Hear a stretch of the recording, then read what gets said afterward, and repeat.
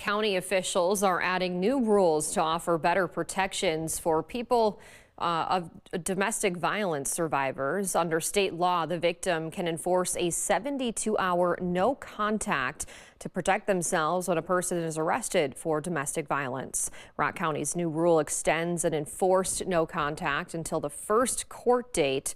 Officials also want to speed up initial court dates to get judicial oversight in 2 to 4 weeks instead of 6 to 8.